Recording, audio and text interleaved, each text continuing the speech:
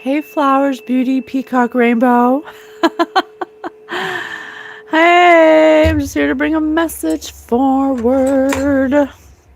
So I went to work today for the first time since the snowstorm, and I was getting so many downloads about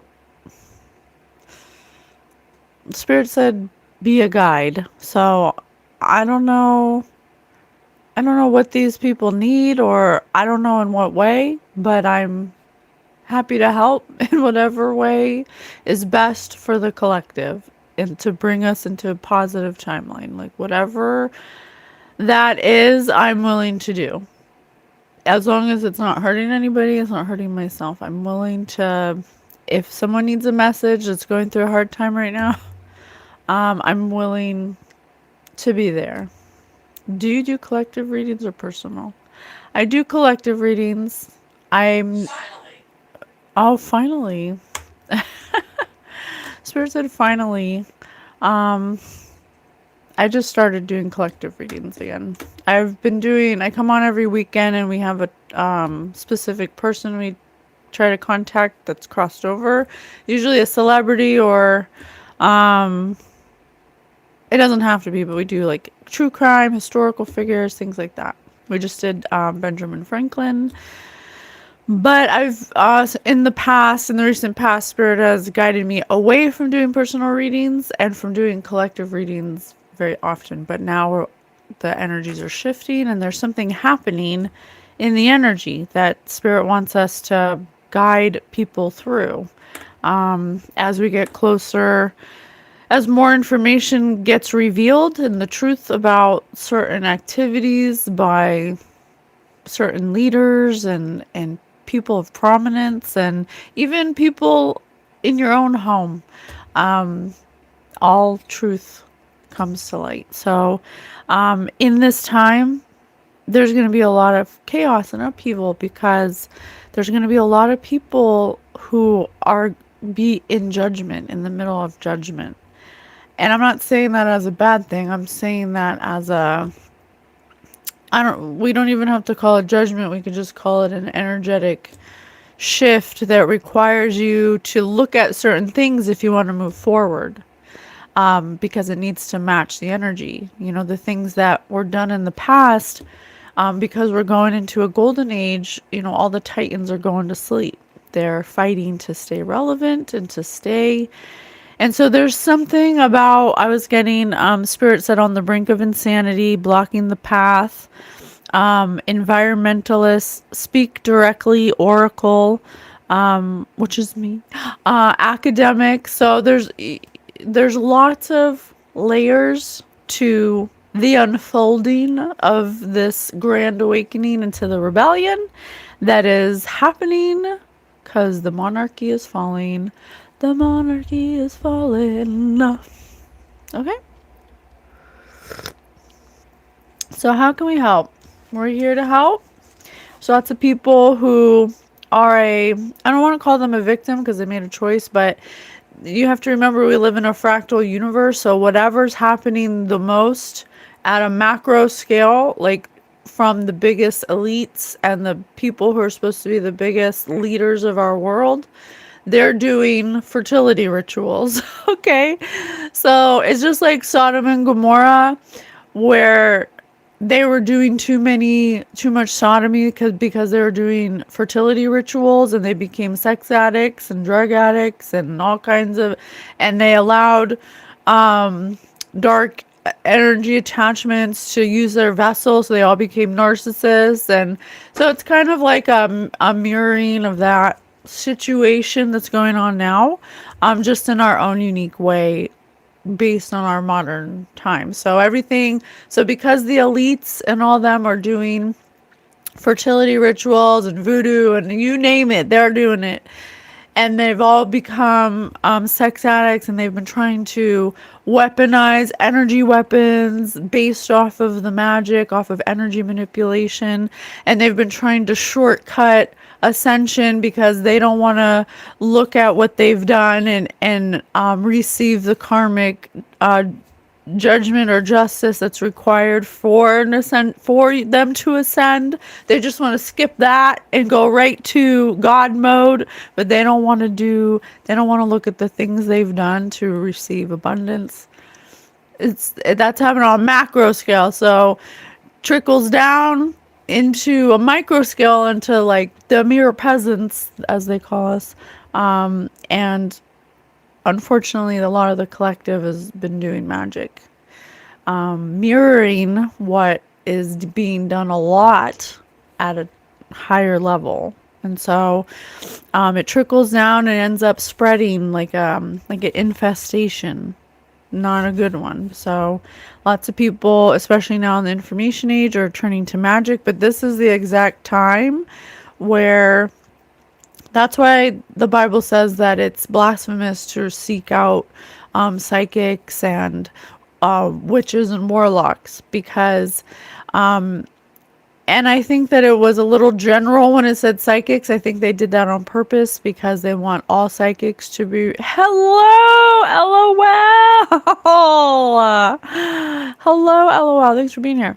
And to Pink Panther, seek first the kingdom of God and his righteousness, and all these things shall be added to you.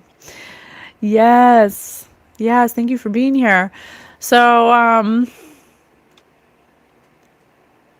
So yeah, so we just wanted to be of service. Okay, we wanted to be of service.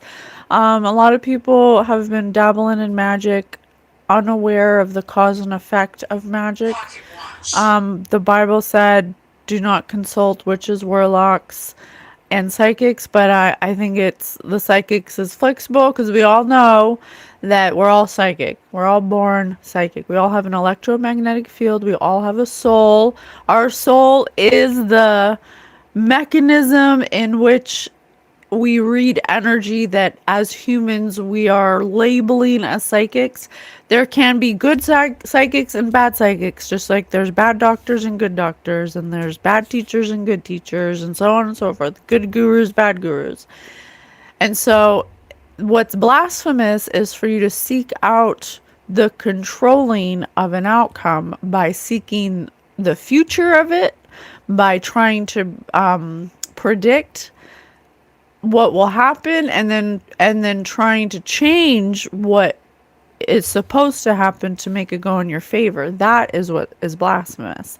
And to seek out witches and warlocks to use magic on others to manipulate energy to go your way is blasphemous. Okay. Hello, Robin. Wow, I got all my goodies here. So Spirit said pocket watch, so I know a lot of these elites watch the divine collective that are the messengers, because they know that they're talking about their various stories. And the reason why God has us coming on, even if we don't know who we're talking about, doing collective reads doesn't break the law of free will, because it's collective. So we don't know exactly who it's about, but that's Spirit's job. Spirit will bring forward the information that's needed at the time. Were there tarot readings in the times of Jesus?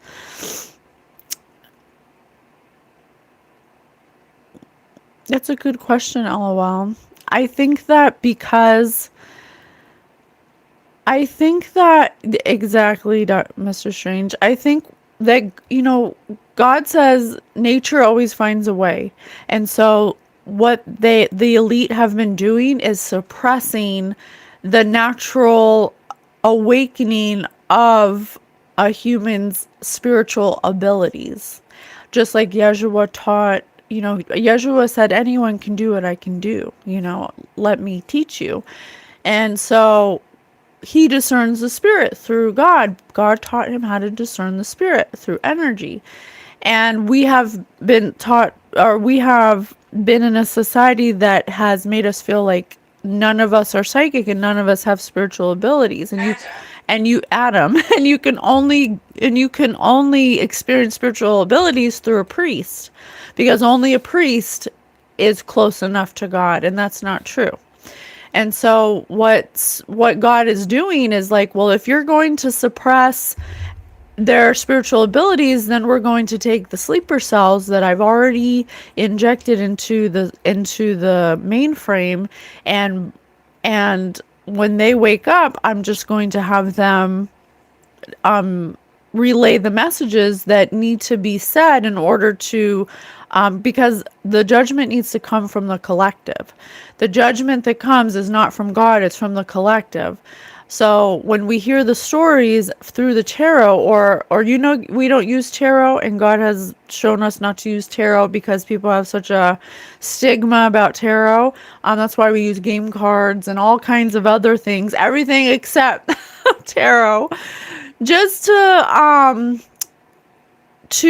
help people understand the way you read energy, and anyone can do it. And God is not limited by your standards of how God can talk to you. God can talk to you any fucking way he wants to. They want to. And it's not up to you to decide how that happens. You just have to be receptive to it. Oh, thank you so much, nobody. And so, what gets revealed in the messages is usually the stories of what they do. And then, unfortunately, Spirits was like, it's just like a Band-Aid. You just got to rip it off, because a lot of people that watch tarot at first think everything's about them, and they go through like a short psychosis where they think everyone is like trying to kill them and do magic on them and all these things. And then once you like get past that section of it, and you start realizing, like, some people aren't doing those things in your life, God can remove the people who are doing things that match the energy of the elite, just like betrayal and stuff and all of that shit. And then it's just a process. I don't know, someone needed to hear that. But I am God is tarot. God is everything. Everything is God. God is omnipotent. God knows everything. God made everything, you guys. God made good, bad, beautiful, dirty, evil. God made everything. Okay? God said, "Do you think I will not use any of my creation to reach those whom I will?" Speaking of tarot. Thank you, Mr. Strange. Yes. Smile, your knowledge is limited. Stop that. What did they say? Believe in Jesus Christ, Son of the living God. Yes. Yes. Spirit said yes. Spirit said yes when I laughed and I thought, we're all children of God. We're all children of God. And then God said yes. Okay. Sure, let's hold hands. Holding your hand. I'm holding. Okay, I'm sorry. There's somebody who's on the brink of insanity. And so I want to help. I don't know in what way, but I'm here. Okay? I'm showing up for you guys. Let's do this. Spirit. Spirit. Oh, Spirit gave me a spirit word. It's called polemic. Polemic. Polemic. Polemic. Polemic is a contentious rhetoric intended to support a specific position by forthright claims and to undermine the opposing position. The practice of such argumentation is called polemics, which are seen in arguments on controversial topics. A person who writes polemics or speaks polemically is called a polemicist, which kind of sounds like polygamist, but how much snow did y'all get? Oh, yeah, we got a lot of snow. We got 32 inches of snow. It was pretty cool. I got a couple days off from work. The kids got a couple days off from school. We were making snow angels, and I was like jumping into the snow. It was fun. Did you get snow, LOL? Oh, thank you, Julian. Thank you so much. Oh, much love from Ireland. Yes. Hello. Okay. Spirit side information. So there's something about a strong critical attack on controversial opinion about someone or something. a speech or a piece of writing expressing a strongly critical attack on or controversial opinion about someone or something. So this could be macro or micro. It could be in your personal life, or it could go for information. I'm from Chicago, and that was normal. In Chicago, I love you, I love you, I love you. I married you. I love you too. Chicago. I have my sister-in-law is from Chicago. And I get Gregory Spirit said, and I get a lot of weird calls from Chicago. I get a lot of weird I don't know what they are. They're like AI numbers where they're like it's someone calling from a number, but then you call that number and it's like someone you don't even know. I get a lot of those. From a realtor, someone who's a realtor. So I don't know. I'm sorry, that reminded me of that. Okay, so polemic. Okay, let me see how they use it. What's an example? Strong, often aggressive, written or Cheryl. Cheryl. Cheryl. Let's put Cheryl into the let's put Cheryl into the Jeffrey Epstein emails. Spirit said names matter. Cheryl. Cheryl. If you say it too much, it starts to become weird. Cheryl, Cheryl, Cheryl. I see Cheryl Amadio, California Closets. Richard Kahn, Cheryl Powler, Managing Director of the Dutch National Bank Trust Company Asset and Wealth. Cheryl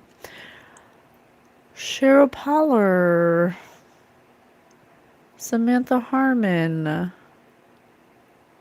Phyllis Diller should play Cheryl.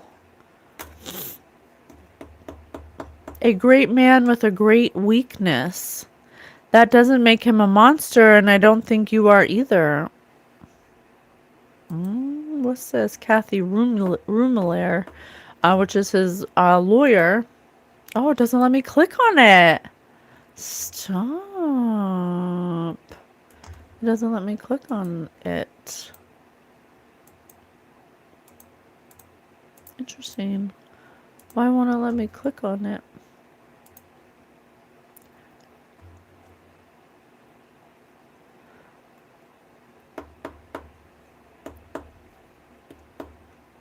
Huh.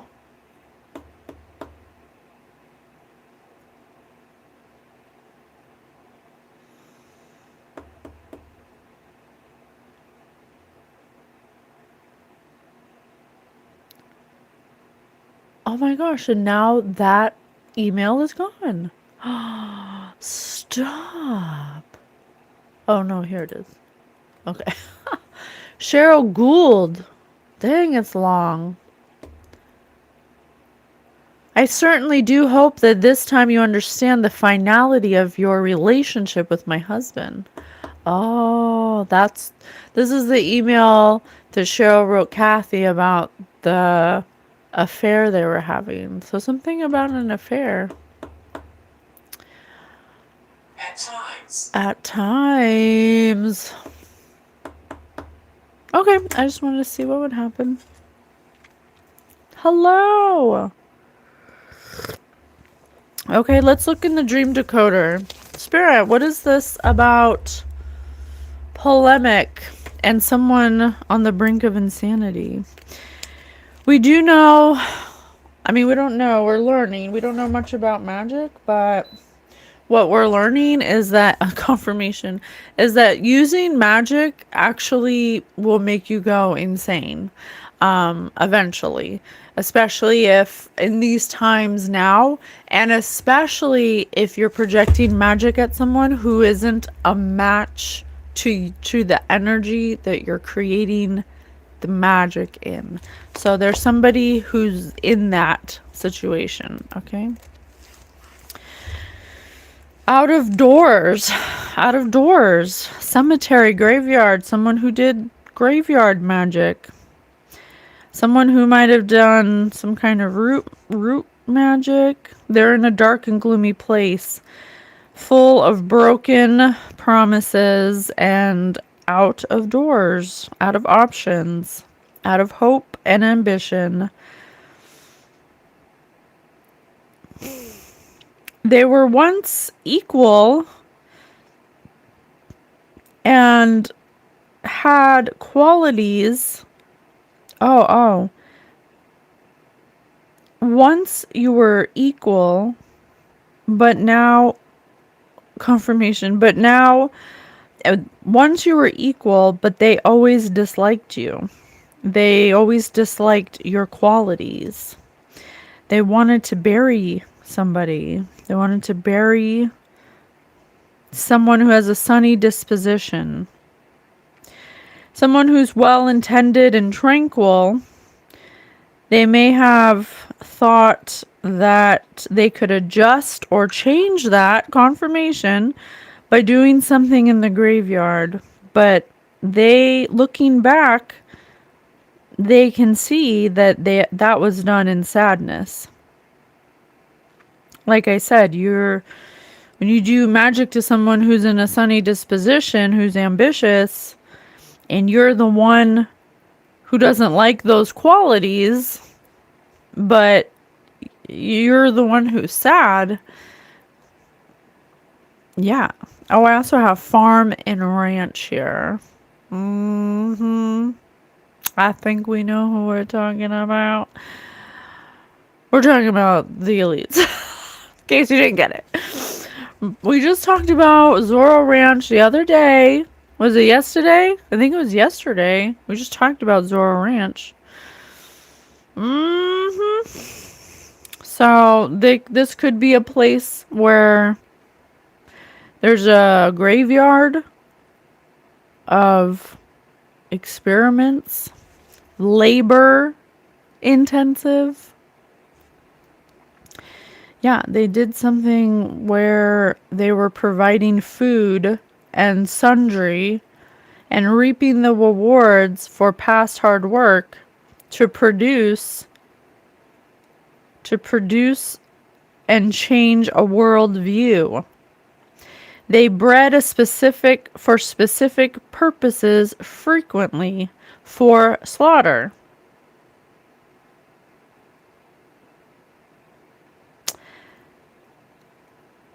Something disturbing that's not an acceptable part of life. If you are a vegetarian, it's not your dream to work on this farm. Because this farm wants to ensure that those who are not vegetarian are happy. Are happy. But really, what once made them happy with food and drink is now a nightmare. I cannot make it up, you guys. I'm telling you. They were extremely dedicated to conjuring up old ancient rituals to extend life, to have an easygoing comfort of reality, and to not work so hard during the day.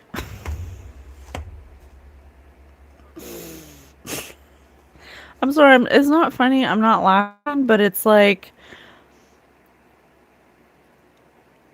I just don't understand how they can't see themselves the way that they look. It's like, how many people are around these people and are not like, Praying Mantis, can you do a freestyle rap for us? Mantis, who that? Who that? Who dey who? Who you? No, I can't freestyle. I've given up on that fight. I'm not a freestyler. You want me to write some tasty lyrics? I got you. Freestyle? Nah. During times of great sorrow. I'm sorry. Let me take this more seriously. Okay, so there is something about Spirit. death spirit.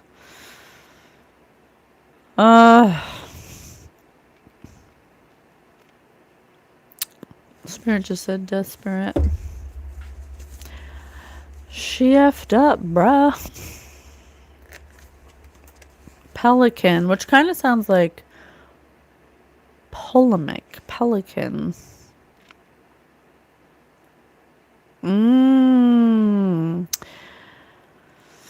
So they're coming out of an illusion. They bit off more than they can chew. They weren't considering the consequences of this ancient traditional ritual magic. Now, what once used to be a comfy environment is now inhospitable. Once famed for their ability to breed successfully, now they feel like they're under siege emotionally and mentally. They're trying to cope. They're trying to alleviate their situation to make themselves more comfortable. But the practicing of energy management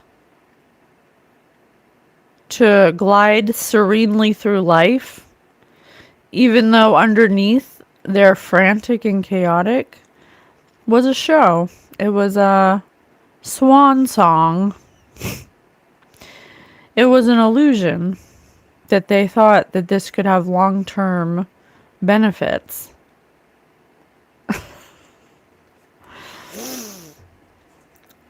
It reminds me of this dream I had. It reminds me of this dream I had about is the idea that developing and cultivating a personal relationship with God is more meaningful than participating in a religion. Does Spirit have any thoughts on that idea? LOL. LOL. You. Oh no, not polemic. Oh, look at you. Oh my gosh, Mike Patton. I've been getting messages from Cleopatra, who comes from the Ptolemaic line. So I'm going to do that this weekend, but no, it's not Ptolemaic, it's polemic. Polemic, but the Ptolemaic family bloodline is really similar to the monarchy and the things that they're into. And LOL, you come up with the best questions. And I absolutely love you for that. 1990s. I think you know the answer to that. I think you know the answer. Spirit said 1990s. Well, let's see if Spirit has some insight about LOL's question. Is the idea of developing and cultivating a personal relationship with God more meaningful than participating in a religion? In my opinion, absolutely. Through my experience, yes. Let's see. Spirit, what do you say about that? Renew. Set your minds on things that are above, not on things that are on earth. Oh, come through, Spirit. Come through, Spirit. Yes, Colossians. Yes, absolutely. Just like we always say, what Spirit told me, religion does not exist. Definitely not. Religion does not exist outside of this earth. Politics don't exist.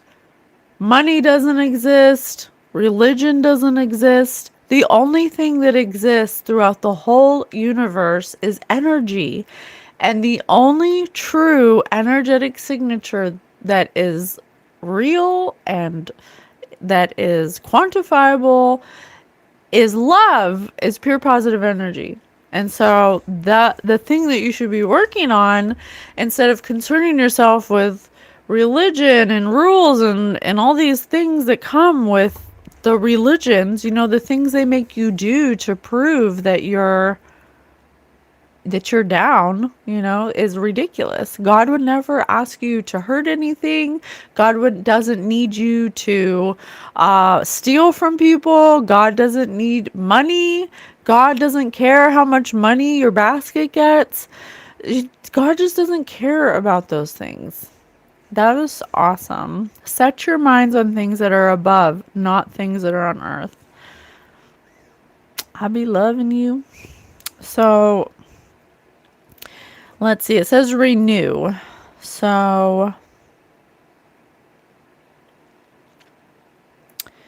the average person generates over 50,000 thoughts per day, with only 86,400 seconds in a day, 28,800 of which should be spent sleeping. That means we only have 57,600 seconds to think of these 50,000 thoughts, almost one thought per second. This also means that there is no way our minds do not feel like they're traveling on a never-ending roller coaster. The crazy thing about the mind is that we have the brain power and foresight to understand cause and effect.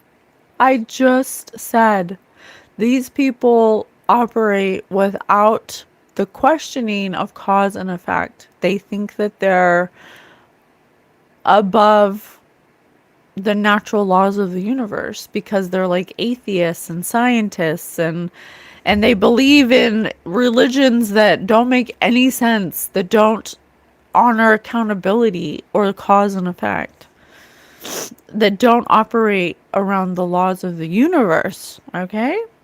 So someone in this awful, Spirit says it's awful.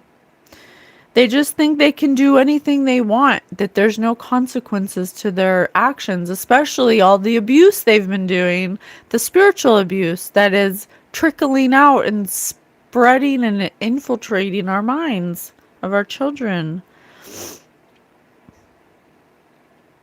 We understand that when we allow something to fester in our mind, it will either propel us toward our destiny or push us toward a setback. However, we can also deceive ourselves into thinking that we do not have to take authority over our thoughts. Because behavior is what we see, we often equate change to behavior modification. If we can just alter this behavior or quit this habit, then everything will be different, right? However, any significant and lasting change is always possible because of a renewed mind. When we stop treating our thoughts as though they are customers and we are waiting on them, we can begin to nurture good thoughts and tell the other ones to hit the road. No conversation necessary as we begin to realize that our thoughts don't happen to us. We take ownership over our thought life and can begin pursuing the mind of Christ, which is a Christ consciousness. The mind of Christ is a Christ consciousness. Okay? Whether it begins in the music we listen to, the social media we engage in, the friends we choose, or the hobbies we pursue, we will choose what aligns with a mind that pleases God. And God is energy, is pure positive energy. So there's something about, so if that answers your question, LOL, that definitely answered it for me. So what else? What do you want us to know about this energy? Where do you want us to go? What do you want us to know? Napoleon, star, Tiger Woods, crocodile, chainsaw, mustard, and Spirit said jam. Someone had a Napoleon complex. Oh, you know what? Napoleon might be coming through. I have Shakespeare, Napoleon, Cleopatra. We got a good lineup for the weekend. Cleopatra. Someone was having a Napoleon complex. They wanted to be a star, but they They may have be short or a little man syndrome. They were trying to chainsaw a crocodile, or they were being a predator. Because I have tiger and crocodile. I have Tiger Woods, and I have a crocodile. Someone's last name could be Woods, or something about the woods. We were reading an email recently in the Epstein files about Jeff Bezos and how he's also trying to look for people with special abilities, and he invites them to a camping trip where they discuss things around a campfire. So something about that. But these are predators. Predators with chainsaws that are sour as mustard.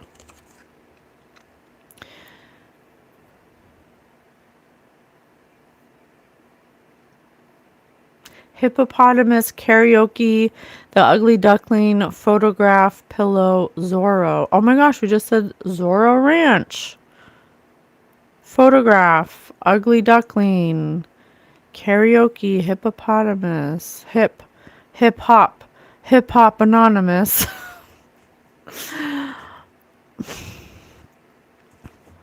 Karaoke. Karaoke reminds me of my grandmother. So something about ancestors. And this is a photograph. My grandmother's Japanese. She used to love singing karaoke. She had like this giant karaoke machine. Well, I can see this as a one-way conversation. Haunts. Haunts.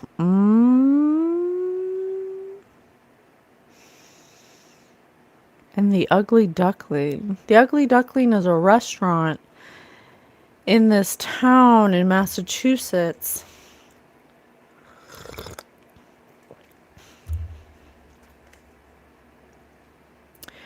There may be something about a photograph that's coming out, about something that was done at the Zorro Ranch, something that is haunting these people, something that's going to be like hook, line, and sinker, something that's ugly, something that's predatory, something that was done out of subconscious insecurities, some kind of pillow talking, or someone they used to pillow talk with is going to be releasing a photograph.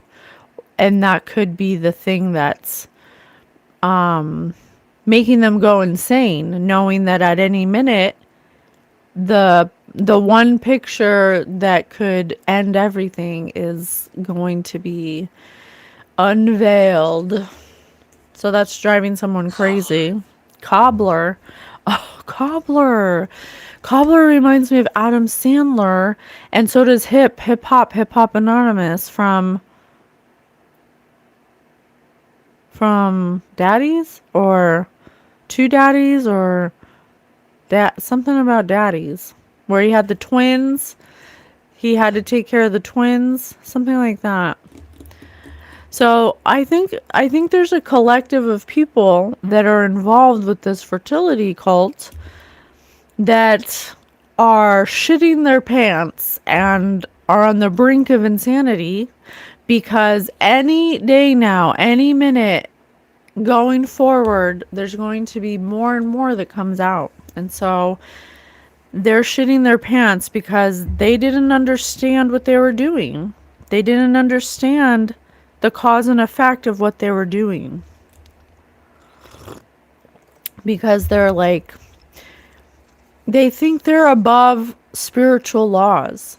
They went doing something for so long without consequence that they thought that there was never going to be any consequences. But sometimes, God needs sink. God needs the kitchen, everything in the kitchen sink, to be able for things to unfold a certain way. So what one person might think is them getting away with murmur is really God putting all the pieces in place so multiple people can be lined up for judgment. Okay. So very interesting. We should be looking out for a photograph. What else? What you want us to know? Noda troll. You wash your kitty this morning? I don't have a kitty. I don't have any animals. My poor Deja passed away. She had a tumor in her bladder. The poor thing. Don't go. Meditation. 12. Like the 12 apostles. Death and rebirth. Oh my gosh. How many is this? I look at all these snakes. What if there's 12? Let me count. 1, 2, 3, 4, 5, 6, 7, 8, 9, 10, 11, 12. Oh, wait a second. 1, 2, 3, 4, 5, 6, 7, 8, 9, 10, 11, 12, 13. That was... I almost... Oh, 12 in the chat, though. Death and rebirth. Death and rebirth, Osiris. And the lotuses again. I've been getting a lot of lotuses. And here's my buddy's Hoth. Wholeness.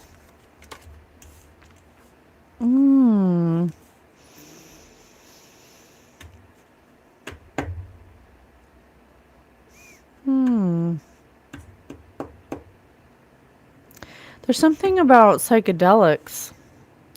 There's something about some kind of psychedelics that were used, or some kind of worshiping on psychedelics, or...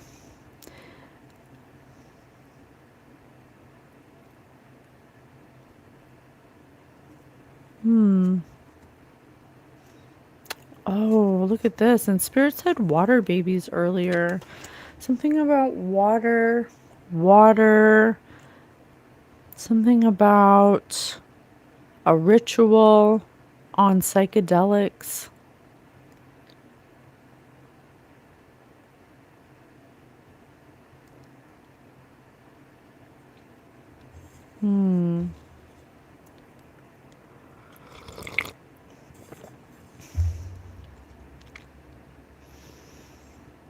Something about a photograph, something about a written testimony.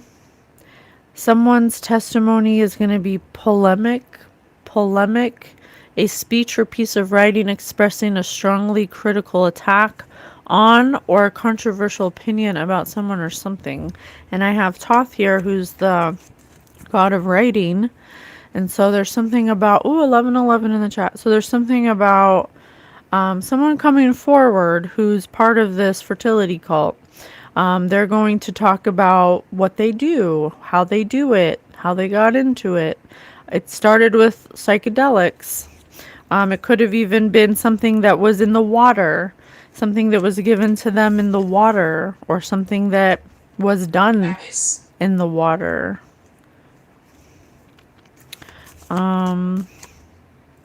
Devastation, yes, because this whoever wants to come forward is recognizing. They could be, it says under meditation, they could be asking for help and going into silence and sitting in silence and recognizing the devastation and what the potential devastation could be for them.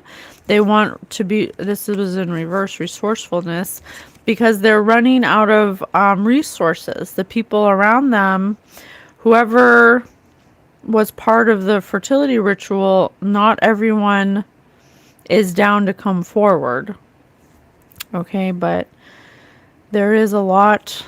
There could be up to 3 people, because I have 3 people in this boat.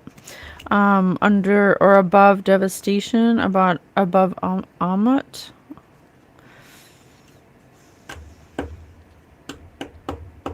There could be 3 people that are becoming protected, are untouchable, because they're going within, searching for a way to renew, have a death to the old ways of what they were doing as part of this fertility ritual, and they could be wanting to a renewal. They want to rebirth themselves.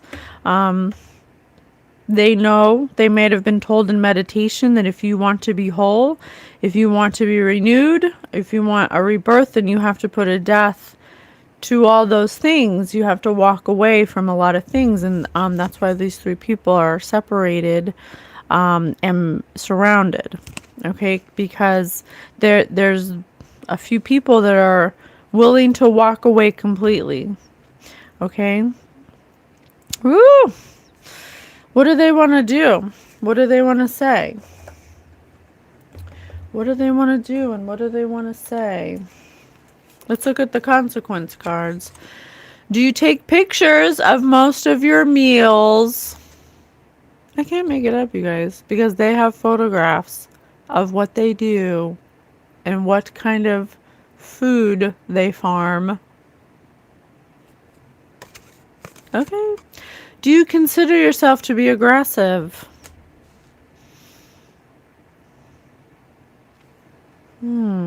Yeah, just like the polemic, they're going to have an aggressive written spoken attack on the ideas or beliefs of these people that got them into this mess.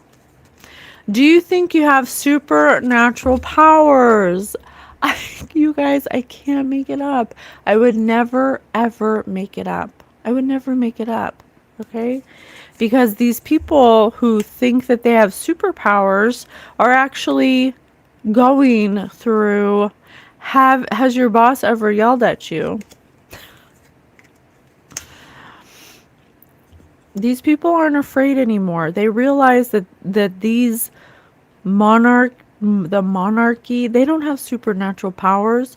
They're just humans that do horrible things and allow supernatural entities to rule them and to trick them. And these entities are laughing to the bank. They're laughing at you guys because the fact that you even believed that you were more powerful than God is like laughable. It's so laughable. So there's a group of people that drank the water, drank the wine, took the drugs, participated, and they're going to need our help. They're going to need our help in not being judgmental towards them because they were surrounded by people who were allowing their vessels to be inhabited by supernatural entities that would exhibit aggressive supernatural abilities. But it wasn't the humans, it was the energy attachment. Okay, so they're starting to understand to some extent. Killer. Have you ever fallen on your face in front of a large group? Yeah, they're about to fall on their faces. Have you ever sucked something up your nose and pulled it out of your mouth? Yeah, they're about to show photographic evidence of the things that they eat, the things that they do. They're about to be testimony. And it's going to be a really hard fall for a lot of people. And a lot of people are going to be shamed. And a lot of people are going to be embarrassed. And a lot of people are going to be going through a really hard time. Let's look in the Bible. Let's look in the Bible. Thank you, Spirit. What do you want us to know? What's going to happen? What's happening?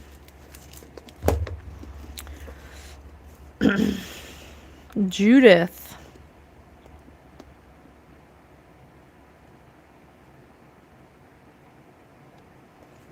Judith beheads Holofernes.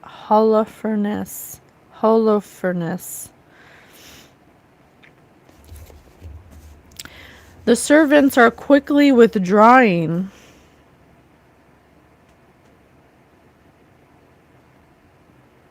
From the closed tent and being dismissed from the master's presence.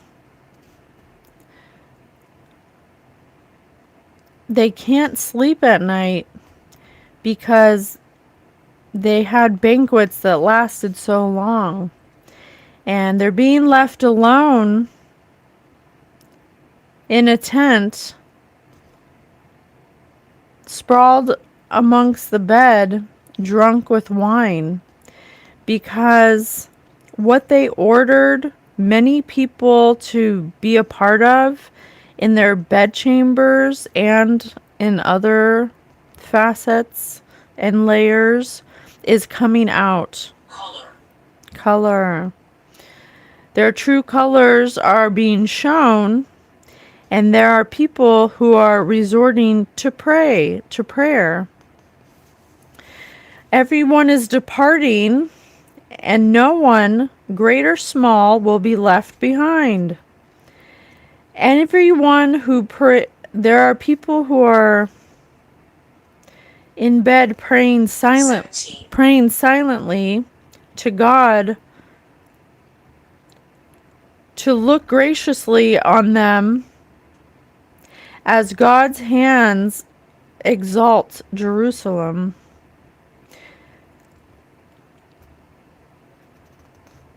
The time for aiding heritage and carrying out design to shatter the enemies who have risen against us. It says she, but there's someone who is taking a sword because she tried to grasp the hair on the head of someone who is strengthened by God. She will be struck twice and have her head decapitated. Her head will roll off her body, and soon afterward, the head will be handed over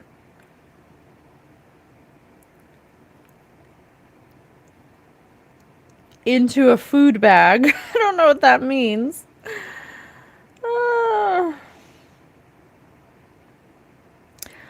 It reminds me of off with her head. Off with her head.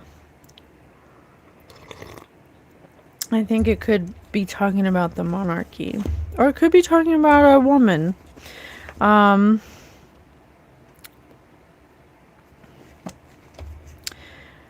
Preparations for blessings and curses. Deuteronomy.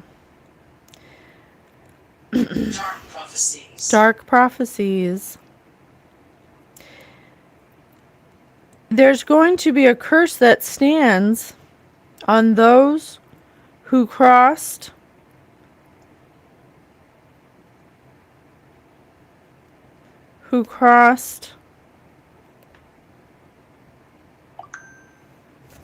I was going to say who crossed the sea.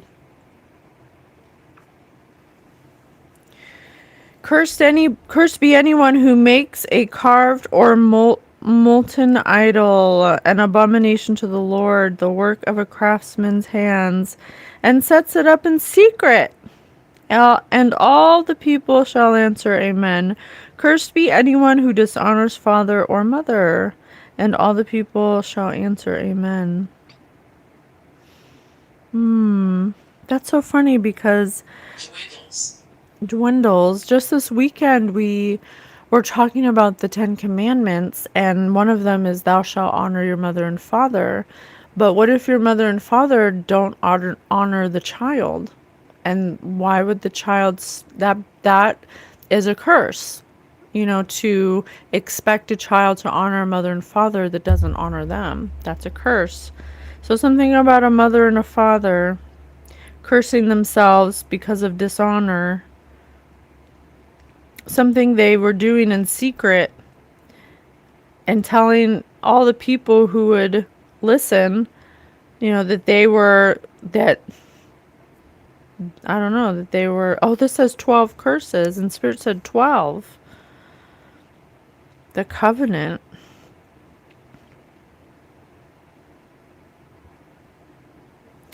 Let me see what these 12 curses are. Oh, dang. Oh, dang. That's right here. Cursed be anyone who dishonors mother or father. Okay.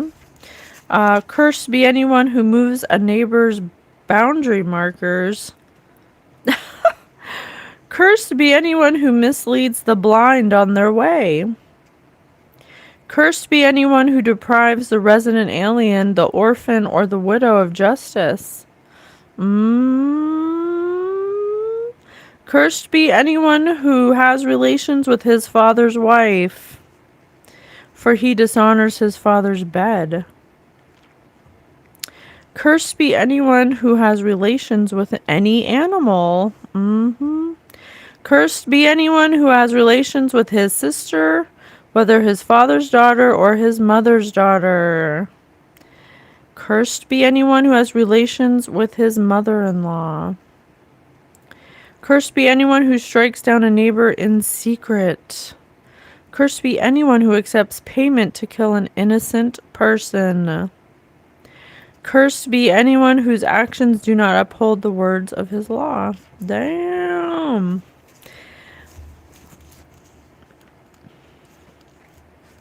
Curses for disobedience. Damn. Sickness and defeat, despoilment, fruitless labors, invasion and siege, plagues. I'm telling ya. Warnings against idolatry, punishment for idolatry.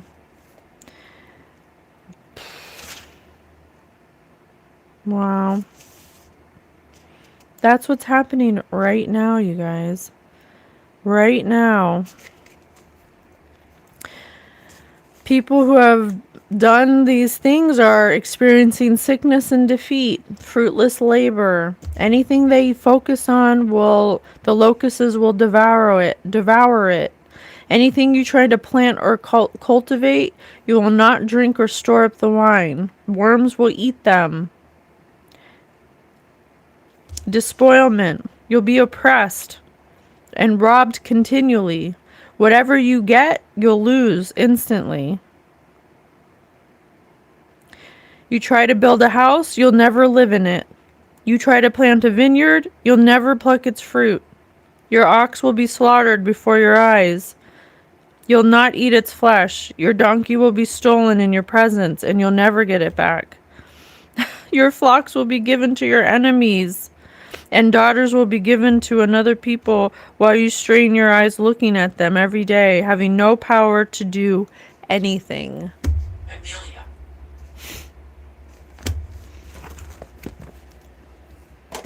If these people are wondering what's happening, it's God. God's law. God's law is happening.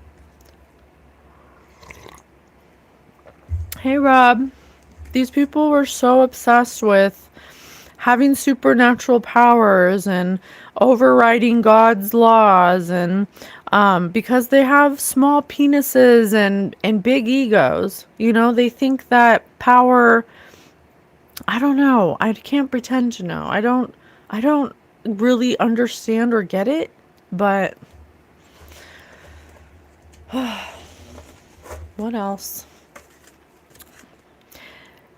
It is estimated that the Earth weighs 6 sextillion tons. How much more would the Earth weigh if 1 sextillion tons of concrete and stone were used to build a large wall? It would weigh the same since all materials are taken from the Earth's original weight. Oh, interesting. Concrete and stone.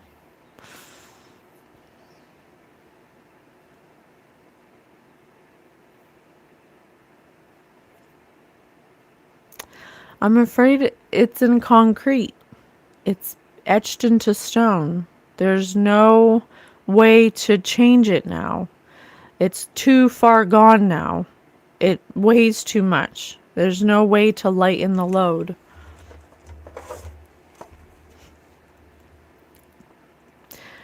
The best thing you can do at this time is to go for a walk, to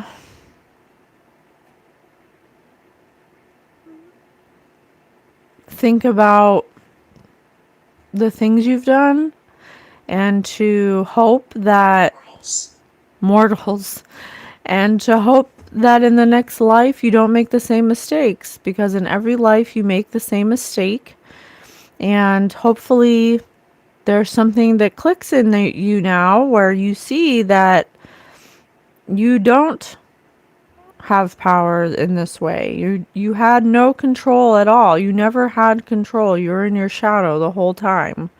Anyone who thinks that magic is the answer to your problems, to control an outcome, you have an imbalance that you need to address. And it's time for you to do that. I'm angry with my family members. I've seen thieves live in grand houses. What scripture was that? It was Deuteronomy. I'm sorry I put it back. I don't know the numbers, but it was Deuteronomy. So there's someone here that is watching. They're a killer. They may have their body, some kind of body wash up on shore. It could be metaphorical, as in evidence of what they've done is about to wash up on the shore. Someone's going to phone the police and let them know about how someone was walking in their shadow, and that they wanted to wash their prints away, or they thought they washed their prints away, but there's something that they missed that's making someone inquire about something they were excited about that they have to let go, that they have to let go now.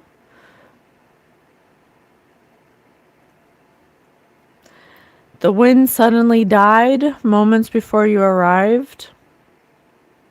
Yeah, there's gonna be a big wave of death. I know that sounds like grim and kind of depressing, but you have to understand that a lot of these people that are involved in this fertility cult did that to people. And maybe they didn't know, like, maybe they didn't,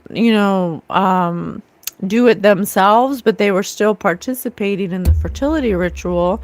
Maybe they didn't, there are a lot of people that, they didn't do the schmurdering, and they didn't actually, like, prepare the food, but they ate it, and they had the orgies, and they witnessed the supernatural occurrences that would happen when you do the ritual.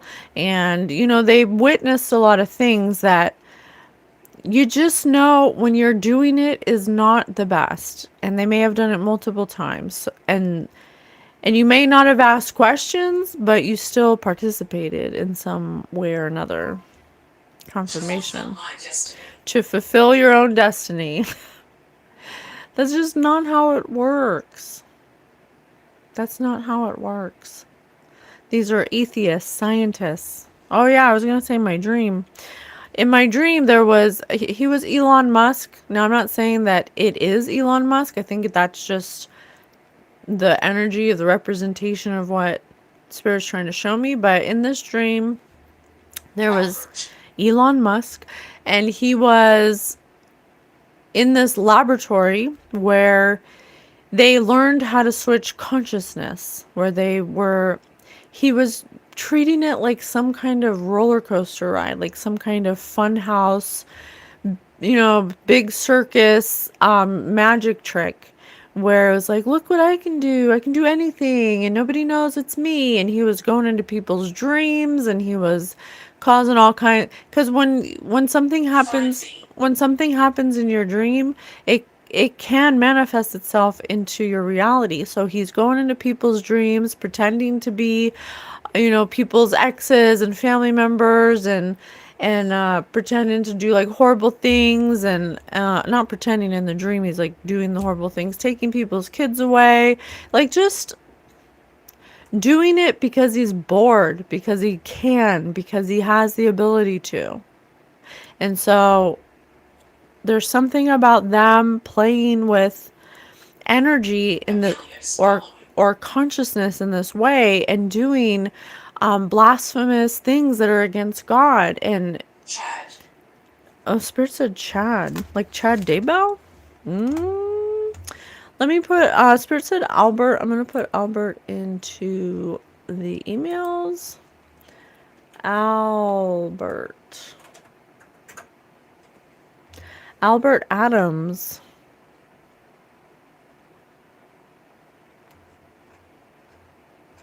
Albert Adams. Erica. Response. Erica called me and is calling Albert right now.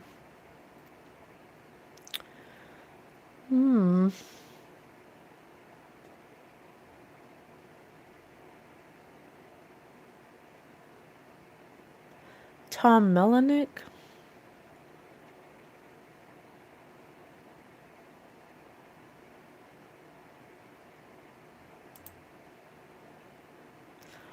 Oh my gosh, there's an email to from Jeffrey to someone who's redacted, and it says Albert question mark, exclamation, and then it just says the number 1. March 15th, 2019. Just so weird. I don't know why they were using emails as like a texting system. I don't know why they were doing that, but Kyle Albert, project manager.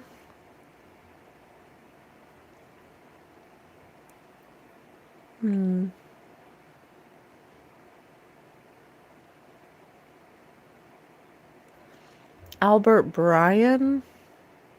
Who's Albert Bryan? Let me see. Who is Albert Bryan from the Epstein emails? Democratic governor of the United States Virgin Islands. You know, 1920s. I would just like one politician to not accept money or bribes. Is that possible? Is it possible for you, for anyone watching, if someone approached you with a large sum of money, to ask no questions and to look away, would you do it?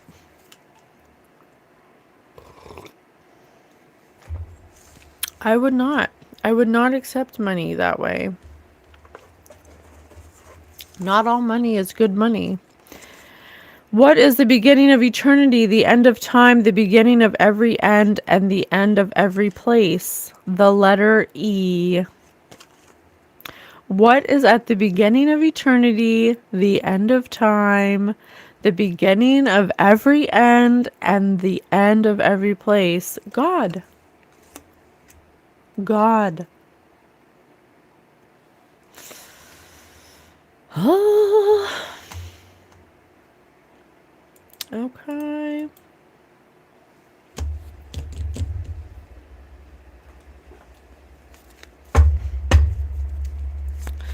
So there are a few people that want to come forward. They have information about what was done, something about teeth, perhaps like teeth removal, or in maybe some kind of implant, teeth implants, something like that. Something that was hidden knowledge, something that is hidden within a letter or a book, something they were doing with animals, something that was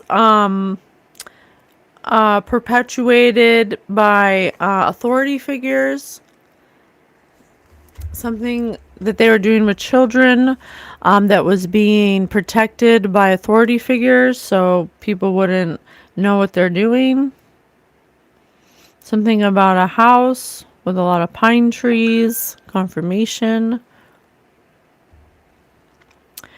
Because they pay a lot of people off. They pay cops, judges, lawyers, bankers, scientists, philosophers, you hackers, like you name it, dentists, doctors, like it's actually sickening the way that they pay people off and the way that people accept money. And so there's three people who are coming forward. They might want to remain anonymous. They might not want to reveal who they are, but they have very devastating information because they want a renewal. Why do they want a renewal? Why do they want to start over again? Because they're running out of resources. They're recognizing that these people are going down and that they don't want to help them. They're walking away from them. Nobody's answering the phone, you know?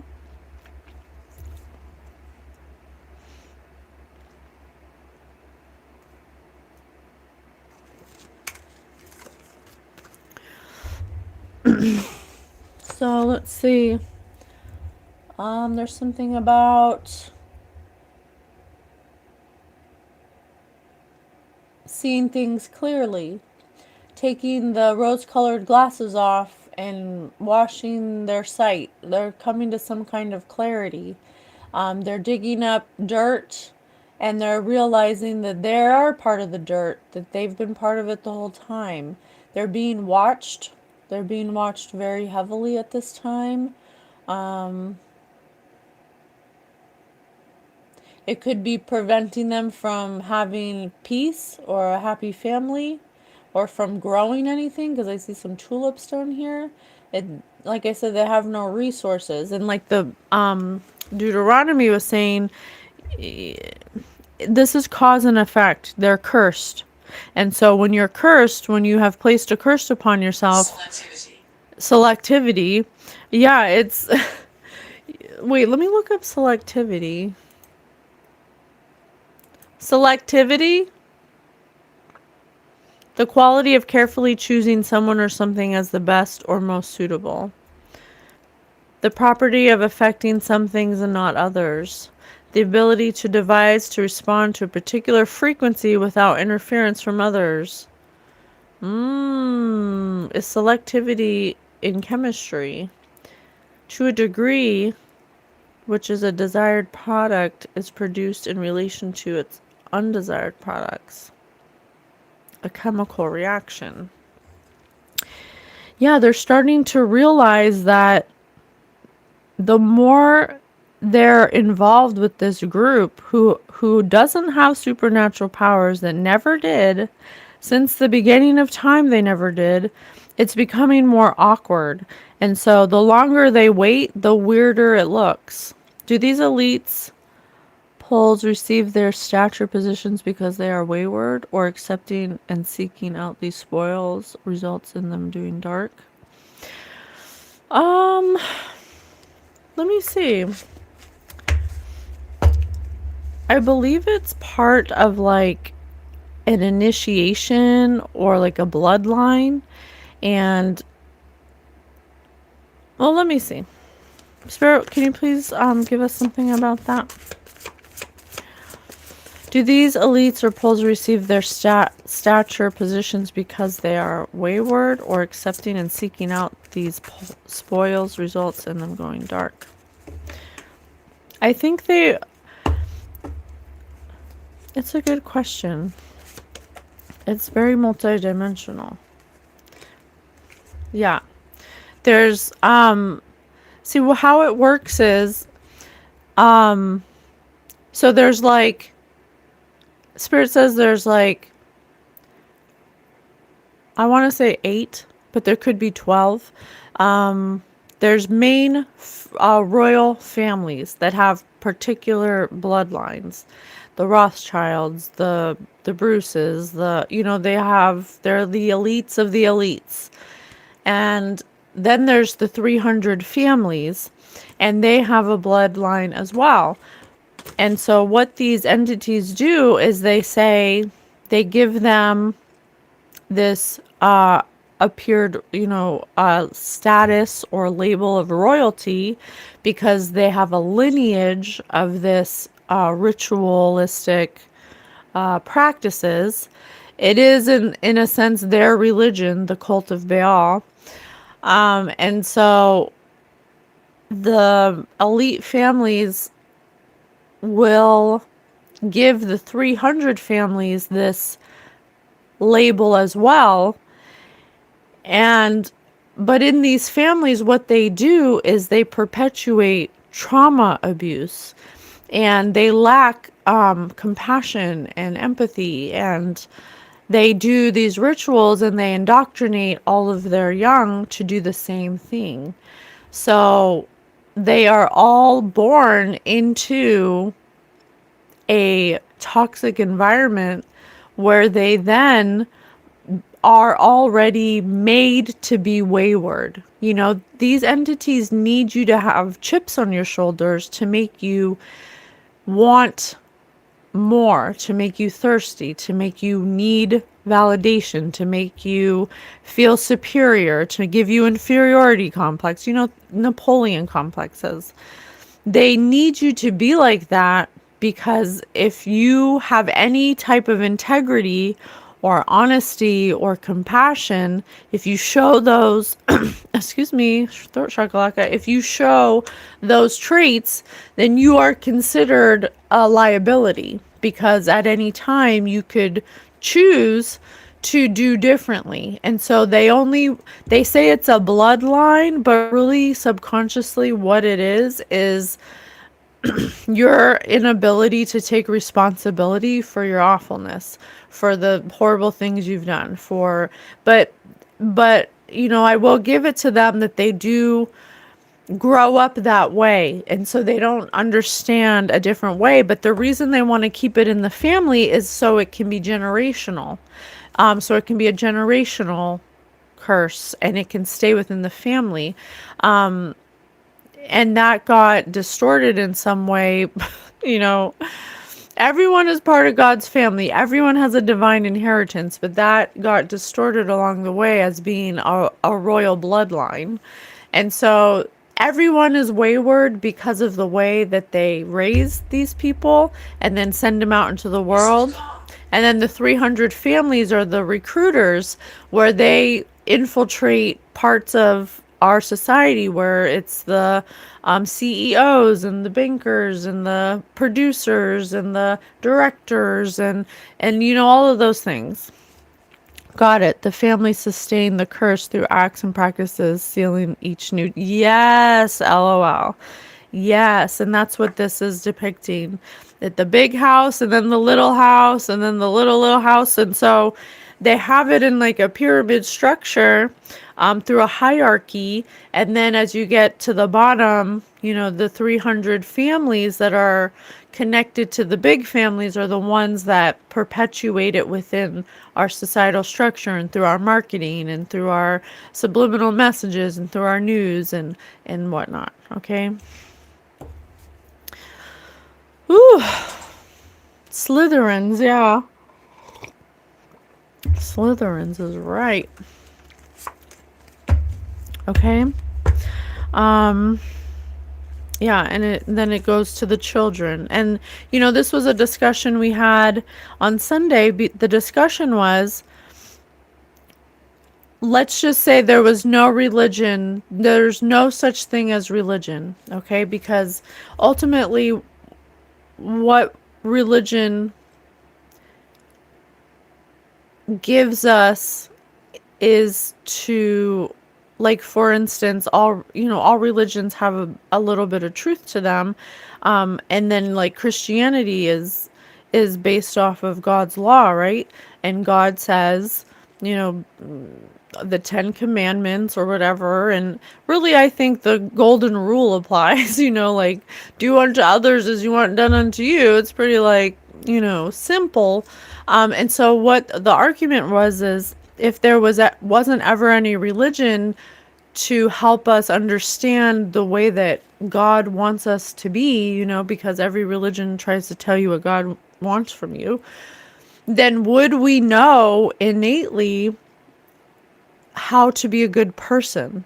And I said no, because if you don't have an example or something to give you an idea of what being a good person looks like, or the benefits of it, or would you naturally just be a good person if you didn't have an example or someone to teach you how to be that person?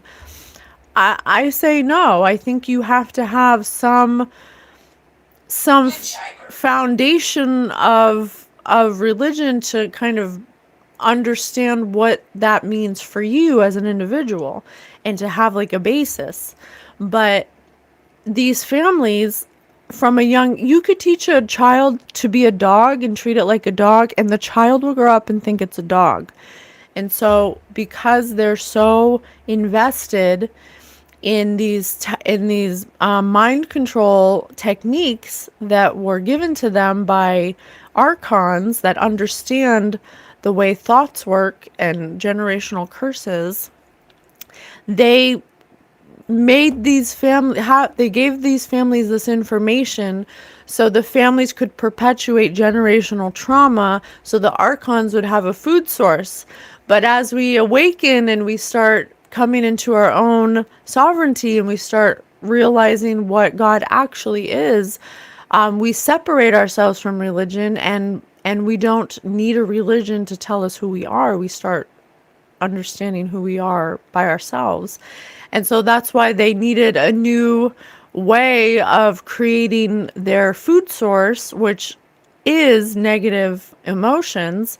And they thought of a great way to do that would be to trick these rich people who believe that they're top of the line, untouchable from God, to create the baby farming, okay? Because the babies are the prime food source that carry the cleanest energy. It's not about them being a baby. If a ostrich carried the most divine energy in the world, it would be an ostrich farm. Okay, but Spirit said probably not. But it's not. It's when when a soul comes through a portal to be made into a baby, that is the most potent energy that they could eat. They're eating it. Okay. Ugh. So there's people who are walking away. They're angry because they were lied to. They thought that they had, the world in their palms, and nothing was happening. So, they didn't think that anything was going to go wrong. But I can't make it up, but Puss in Boots, but they're liars. They were lied to. The thing about the archons is that they're trickster entities, and their ultimate goal is to eat. And so humans are just pawns in their game. They're just the physical vessel in which they use to, make people with chips on their shoulders do their bidding, is really what it is. They trick them they say, oh, you want to be a powerful being with supernatural abilities? I can do this for you and that for you. All you have to do is allow me to enter your vessel. And the way we do that is through fertility rituals, where you get it in the back door, and then it's really guilt and shame. It's really the guilt and the shame is what makes you an open vessel for them to come in and out of you. Okay, so just a bunch of hogwash, just a bunch of lies. Okay, people pretending that they're wizards and warlocks, and they think they have this like power, supernatural abilities. Abner. Let me see. Abner.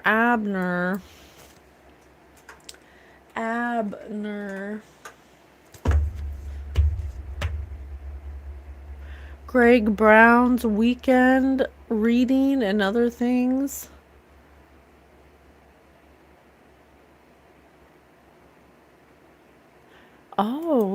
look. Chicago Jew? What?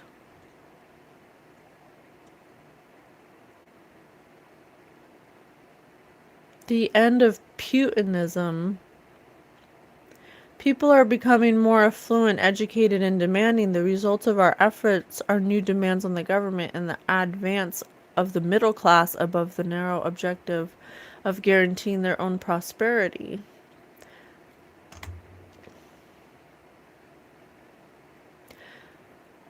China 2030, the World Bank State Planners Collaboration. The rising ranks of the middle class and higher education levels will inevitably increase the demand for better social governance and greater opportunities for participation in public policy debate and implementation.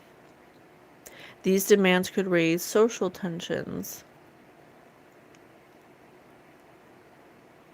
In other words, the emerging middle class in China and Russia won't tolerate exclusion from political decision-making for another 10 years.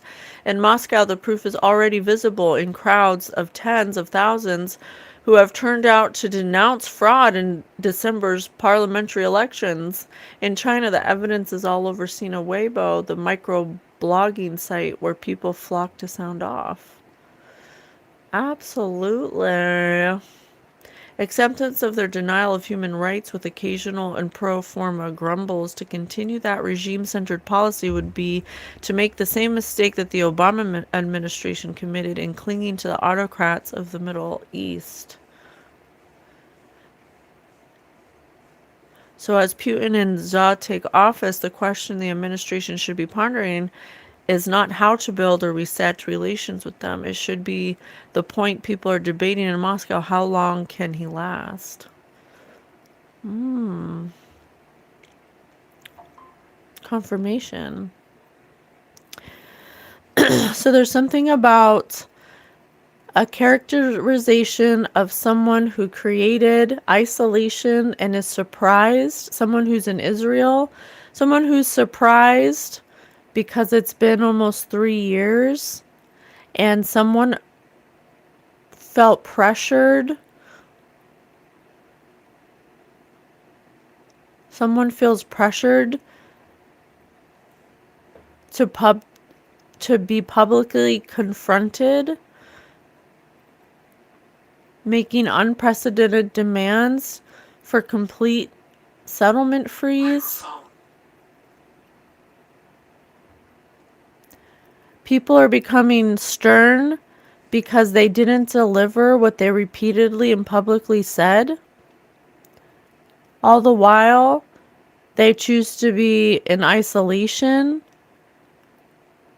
and choose to not help those who are tormented by the image that they created in their administration.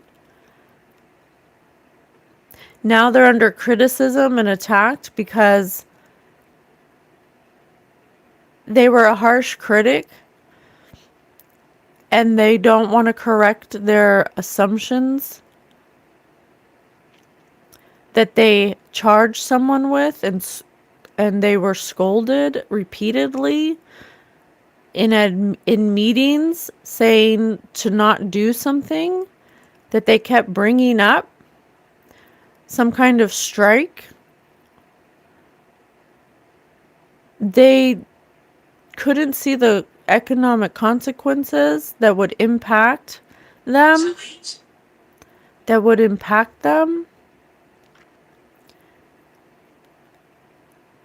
And now people are messaging them privately, trying to understand their perception and trying to find out what other options they have. But Absolutely. But now there's going to be an open microphone, possibly within a month from now, where were private conversations caught between a president and someone else.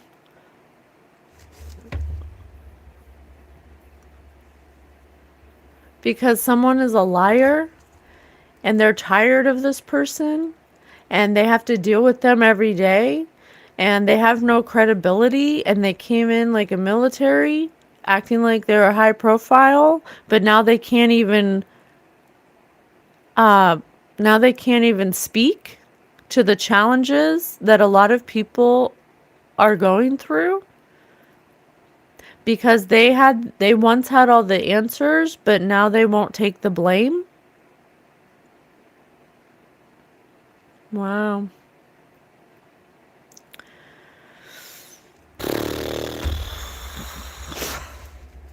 Because someone pretended to be a magician.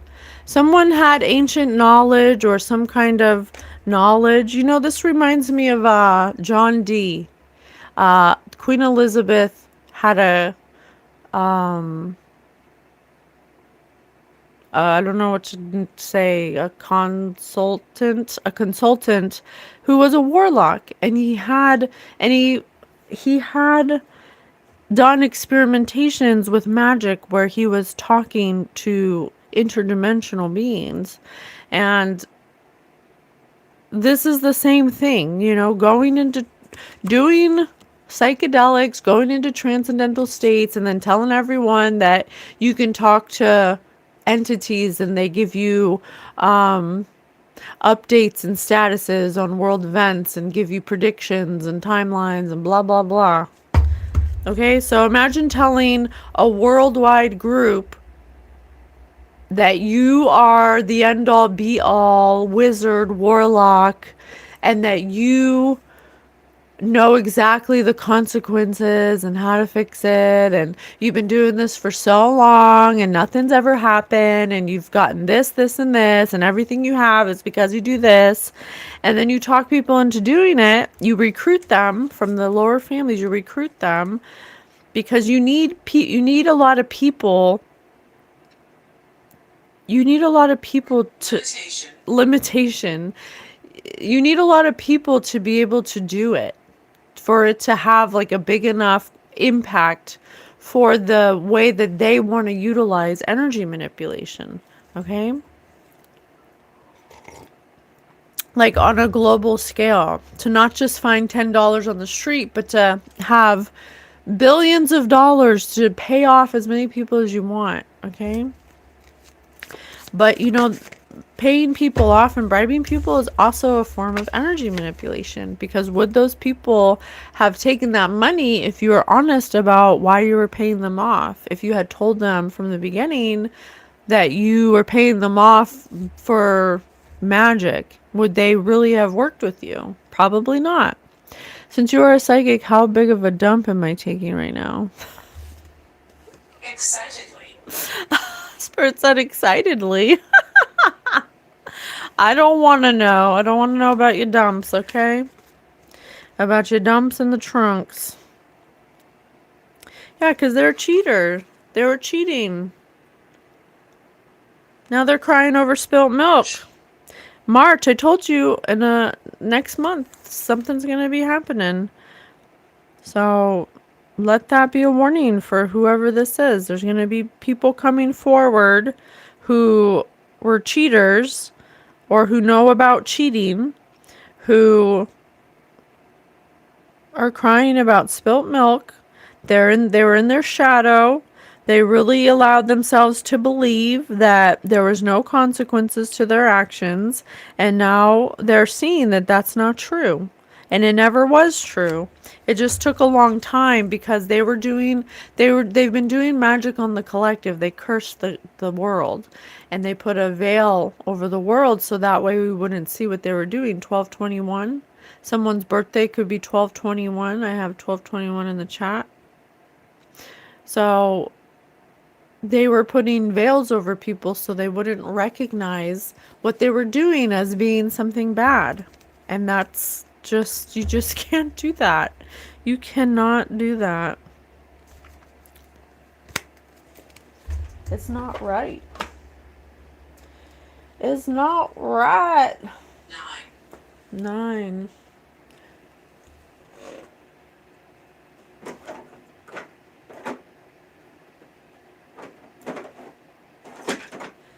There's some kind of countdown now that's happening.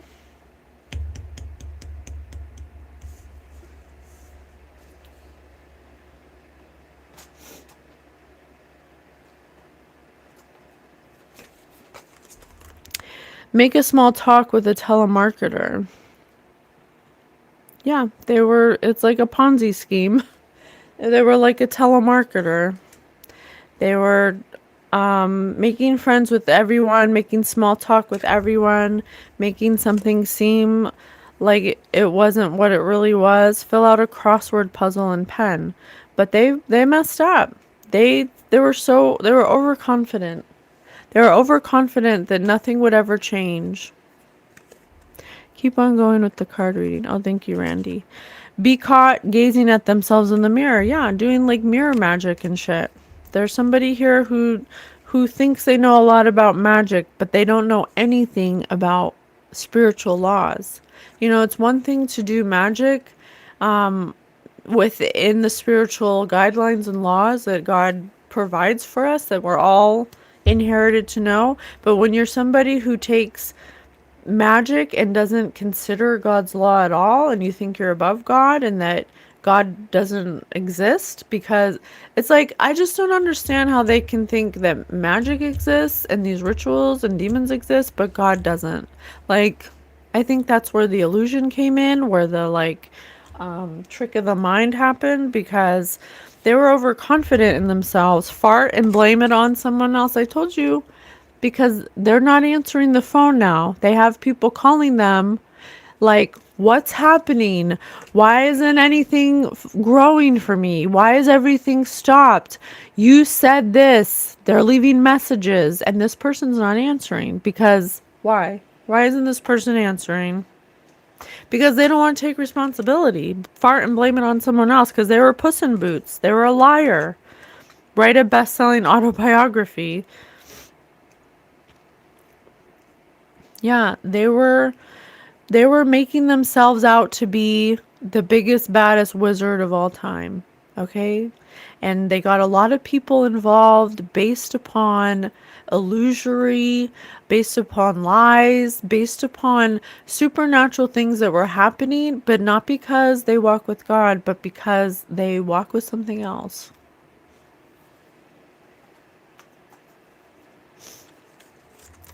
Join a cult after falling in love with one of the members. I can't make it up. I can't make it up. I just can't. It's too complex. Sadie, Spirit said Sadie. Sadie. Let me put Sadie in the drink straight from the carton. Yeah, there's a lot of people right now who are wondering what the fuck is going on. Why did you say this? Why did you tell me that I could do this? You ruined my life. You're ruining people's lives. These people are drinking. They're feeling guilt and shame, and there's just so much. Oh, it's wild. I can't even believe this is happening. Not so subtly implied that they would be totally cool with a surprise birthday party. Yeah, somebody who's entitled, who lives in a false reality. Your library books are overdue. Is that what they're thinking? I think what they're thinking is that if you read me right, I will admit that you are right. Well, I don't really care about being right or wrong, but you're probably going to say something about farts. As if I had to guess. When a ritual object is activated. When a ritual object is activated. Yeah, these people curse themselves because of one person's confidence in what they were doing. Because over the years, they never received any consequences for it. And whatever they were doing works. It worked. They do magic. They do rituals. They use animals. They're part of a bigger cult. Okay?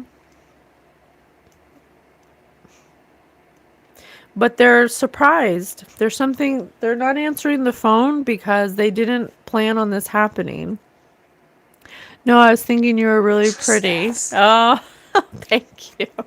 Usually it's about poop or pee-pee or farts, so I just went with that. take an opposing viewpoint in an argument just because. Yeah. Everyone in this cult is cursed, and they're all and save a spider in reverse. And they're all calling this person, wondering what, this person's not answering the phone. They're in isolation. They've put themselves in self-isolation because they don't want to look in the mirror. Everything they said was wrong. Why was it wrong? Why was it wrong? Something they've been doing since they were a teenager.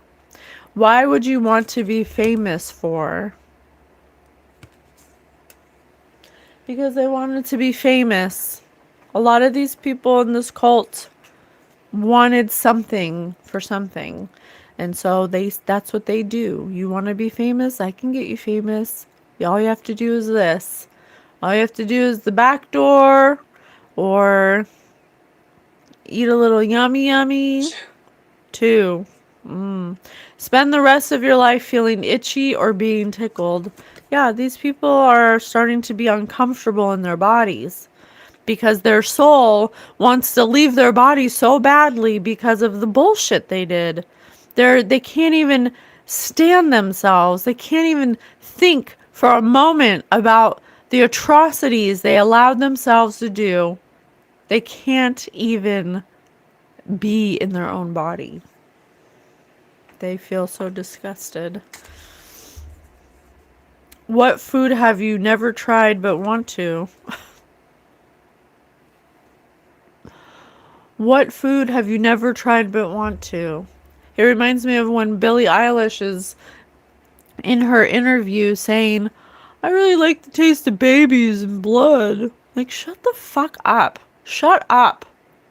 What's wrong with you? Who talks like that? You think it's cool to talk like that? Is that how you talk with all your friends? And all your friends are like, oh, that's so funny. Oh, shut up. Do you believe opposites attract, or do you prefer being with someone who is similar to you? Didn't I just say, if they were around people, this is why it has to be a bloodline. Because if they were around people that looked at them like they had 10 heads when they came up with these things that they want to fucking do, then it would be like, what the fuck are you talking about? Why are we talking about blood? Why are we talking about babies? Why are we talking about witch doctors? Why are we talking about this and that and that? That's why it has to stay in a bloodline. Because they need people who are indoctrinated into the shit, or who are extremely vulnerable in the chip on their shoulder, that they would get validation from a predatory, child-eating, narcissist warlock. Could you imagine taking anything from someone like that? That's why it has to be in a bloodline. Who wears that on their head? Bloodline! Bloodline! Bloodline! Space alien. That's so weird. You'll have a name called Space Alien, but you're making fun of the headband on my head? Get out of here. You're wild. Be the most popular person or the smartest. Yeah, you guys, if someone comes up to you and says, do you want to be famous? Do you want to be the most popular? 144 on the clock. Do you want 10, 22, 222? 44444. If someone comes up to you and they look really fancy and you're just smitten by their dressed up attire, and they smell good and they look really rich, and they invite you out to dinner and they say, oh, so what are your goals and your dreams and your aspirations? And you think they care about you? No. What they want to do is they want to figure out if you're desperate enough and need the validation enough to be initiated into their fucking cult. Spirit said I didn't mean to, and Jonathan, you didn't mean to? but something within you did. You're so cute talking about such an icky subject. Thanks, Robin. Thank you. So, what Spirit's saying to us is that the very thing that you're thirsty for, attention, validation, fame, money, success, these things, it's just like the book said, rise above these things. Nothing on earth is going to equate to happiness. There's nothing you can get from somebody else or accept from somebody else that will make you happy. So if you have that within you and you're approached by somebody who has billions of dollars and they say, do this, I'll pay you $1 million to do this, and you're just like, okay, well then, do you have no integrity? Do you not ask any questions? You just blindly take the money and you don't even know for what for? Or you do and you purposely hide the truth of horrible things? Like, give me a break. Come on, guys. Come on. We have to do better than this. We have to do better. I'm disappointed. The gym might. Well, what else? Do you prefer home cooked meals or restaurant? Yeah, I keep getting something about chefs. You know, the person that could be coming forward, one of them could be a chef, someone who was paid to cook, random meat. Maybe they didn't have to ask any questions. It was already, made, it was already prepared to be cooked, and so they didn't ask any questions. But maybe they took a picture, maybe they did something to show, make a sound. Yeah, so Spirit says in the month of March there could be some whistleblowers. Now I don't know if we'll be able to know that I died in a car crash. I died in a car crash. Yeah, there's going to be 3 whistleblowers that have photographic evidence. One of them's going to be a chef or something, or own a restaurant or something like that. One of them's going to be famous, and one of them could possibly be a doctor, okay? Or a teacher. Or it could be like something that's like both. And there's going to be a lot of this warlock or witch or whoever this is. They're gone. They're going, they're Spirit said a car crash, but it could be a plane crash. It could be decapitation. Or maybe it wasn't. I have Spirit, whether he knew or was he responsible. Or maybe it wasn't. I have Spirit, whether he knew or he was responsible. I think there's so many people, or what I'm getting, I don't know, but what I'm getting is there's so many people that have been drawn into this cult. This is like the story of Sodom and Gomorrah. And in Sodom and Gomorrah, they were doing so many rituals, sodomy to animals, to children. They're doing so many abundance rituals that they all got sex addictions, and they all got like drug addictions and all kinds of addictions. And they were hurting people, and they were doing, they were assaulting people, and that's why that city had to be, taken care of. It's the same idea nowadays. And so in the New Testament, this is the end times that Yeshua is speaking of, and it's not the end of the world, it's just the end of the old world and this way of doing things. But towards the end, they just try to get as many people as possible to participate because it's a ratio thing, it's a numbers thing of harvesting.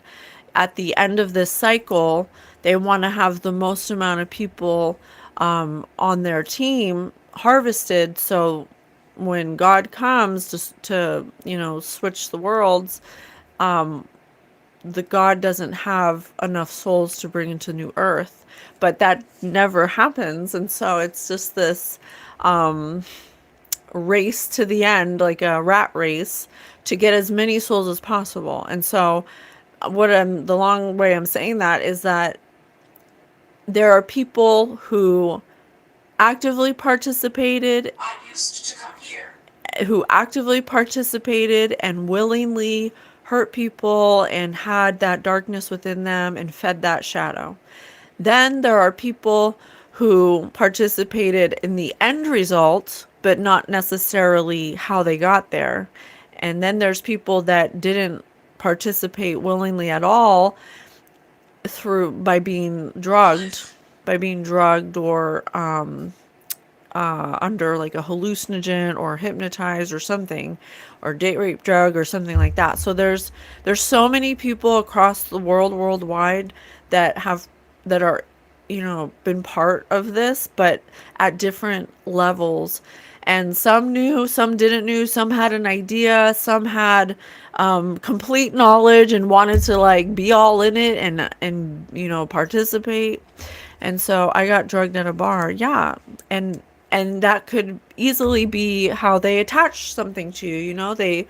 They send in people they pay at a small town, and they, Jezebel spirits, and they, incubus, succubus, and they attach things to people at bars by drugging them and sleeping with them and tempting them. So the question is, how much accountability do you take for taking the low-hanging fruit, or allowing yourself to participate in something, or being a part of something that didn't feel right, but you did it anyway? And so everyone's going to be at different levels of accountability. And the more accountability you take, even if you didn't, do the act, but you still knew that things were weird and people were weird, well, that requires accountability still. And the minute you decide to walk away from all the things you gained with that knowledge and that knowing, and you choose to let go of those things and renew yourself, rebirth yourself in the new energy of now, of a lesson learned, then you'll be protected. And then you can move on to new earth energy and a new energy, and you can leave that behind, and you can go forward and live out the karmic debt that you acquired. So it's like, I think everyone is responsible to a degree. I hope that answers the question. Okay. How can we end it? Research. Spirit says research. Now's the time to be going out into the world and finding research. There's enough research out there for us all. There's no excuse for us to make excuses for these people. There's no excuse, okay? And so now is the time for us to stop pretending that this isn't happening, okay? This is happening. And outside of the US, people are being arrested and they're going to jail and they're being held accountable for the atrocities against humanity.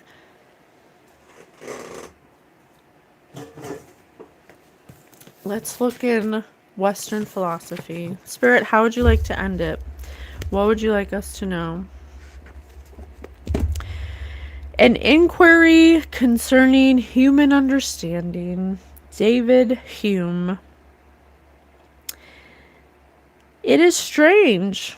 A judicious reader is apt to say, upon the perusal of these wonderful historians, that such prodigious events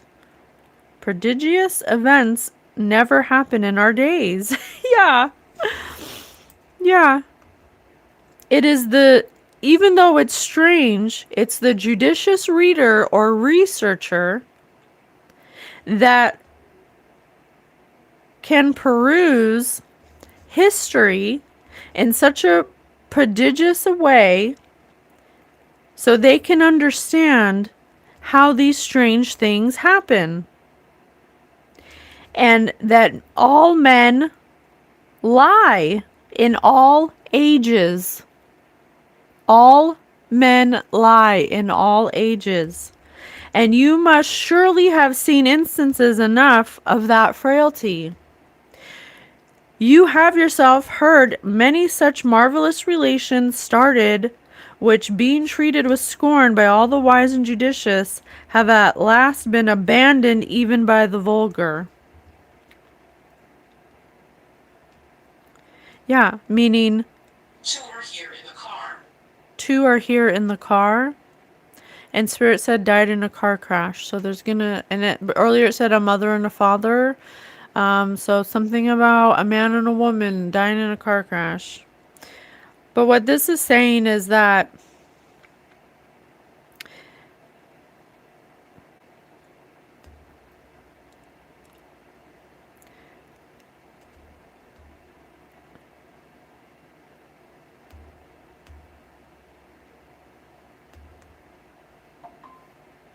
okay, thank you. I was like, should I say that? Be assured that those abandoned even by the vulgar, be assured that those renowned lies which have spread and flourished to such a monstrous height arose from like beginnings, but being sown in a more proper soil, shot up at last into prodigies almost equal to those which they relate.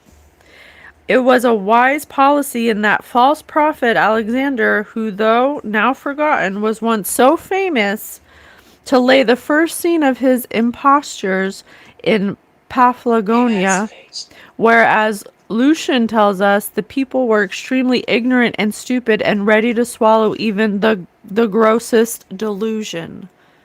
Just because someone has money doesn't mean that they have your best interest, and it doesn't mean that they aren't vulgar and disgusting and a liar. Just because they have money, it doesn't equate.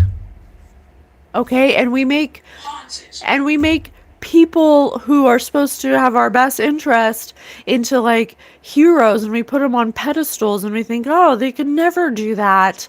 But look at Benjamin Franklin. We found out he was a schmurderer, and he was doing experiments on the human brain, and possibly even, yum yum. And yet here the history books say he was this polymath and an inventor and this and that. Have you seen Benjamin Franklin?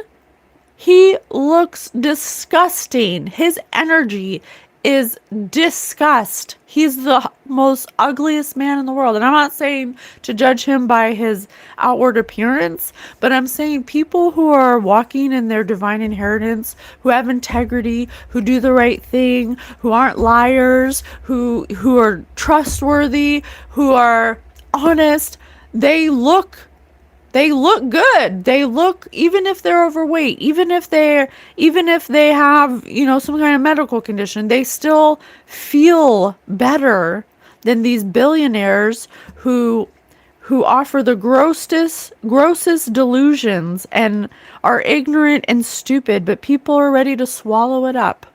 And they're ready to gobble it up because this billionaire, you know how that billionaire got billions of dollars?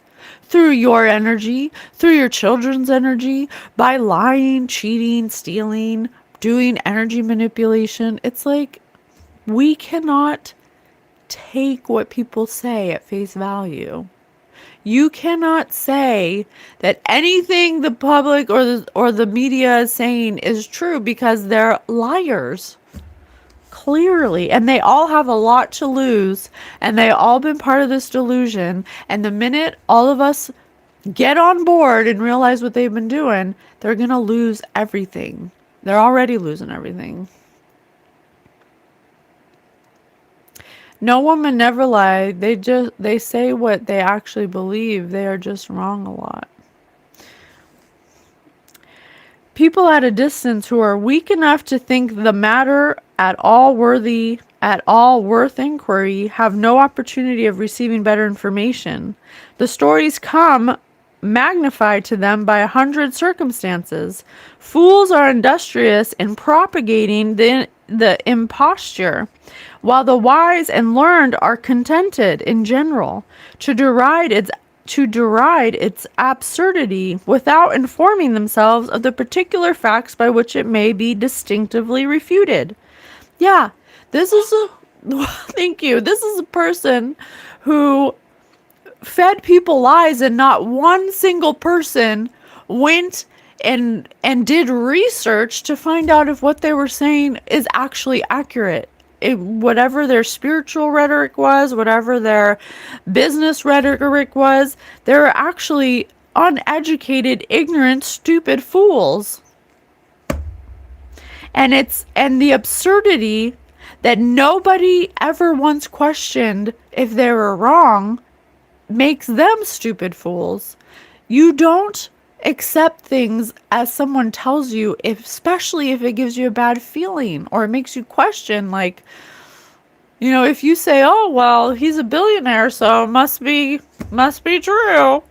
That's all I need. Then you're an idiot. Then you're stupid. Sorry, but you are.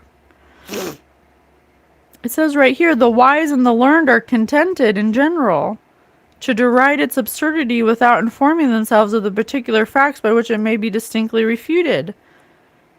Yeah, if they have to question something to such a degree, like, oh, really? Oh, that sounds different. I never heard of that. I don't know. I'm going to have to do some research. Like, is that not possible to say? Instead, no, they're like, well, I got $1 million and, it works for them, so I'm going to do it too. Stupid idiots. And thus the impostor above mentioned was enabled to proceed from his ignorant Paphlagonians to the enlisting of votaries, even among the Greek philosophers and men of the most eminent rank and distinction in Rome. No one could engage the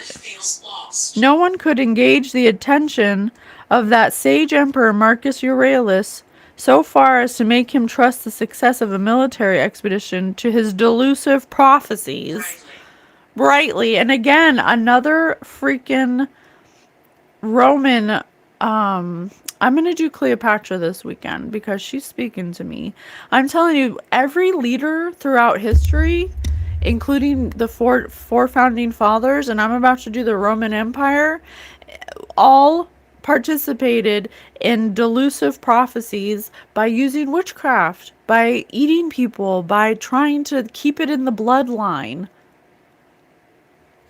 And then they tell us how it is, and then we're like, oh, well, they wrote the book, so it must be true.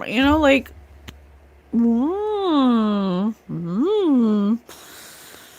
All right, I'm going to read one more thing, and then I'm closing it out. The advantages are so great of starting an imposture among an ignorant people that even though the delusion should be too gross to impose on the generality of them, which though seldom is sometimes the case, meaning nobody calls them out on their delusions, they just keep the delusion going, and pretty soon it infects everyone else, and then everyone else is so convinced that this must be true because this person was so confident, and that nobody questions them because they're rich, because they're wealthy.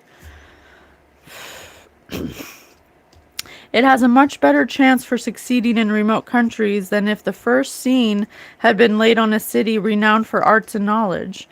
And didn't I say that's why they keep it in the family? Because if they go outside of their country or their family bloodline, people will look at them like they have 10 heads. Like, what the fuck you just say? You like the taste of blood? Get the fuck out of here, weirdo. Okay? And then that breaks a curse. That would break a curse. Okay? All right. I'm sorry, I got a little feisty. Because, come on, have some critical thinking, you guys. These celebrities and these famous people and these politicians don't give a shit about you. And they get paid to pretend to be something they're not. So you think that that's the standard of beauty, or you think that's the standard of success, or you think that's what a successful business person looks like and acts like and thinks like. And that's not true. So we need to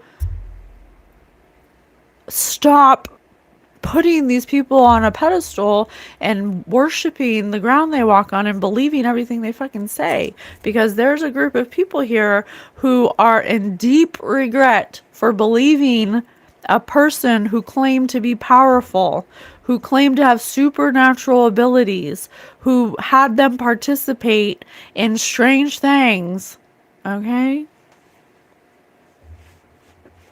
Okay, you guys.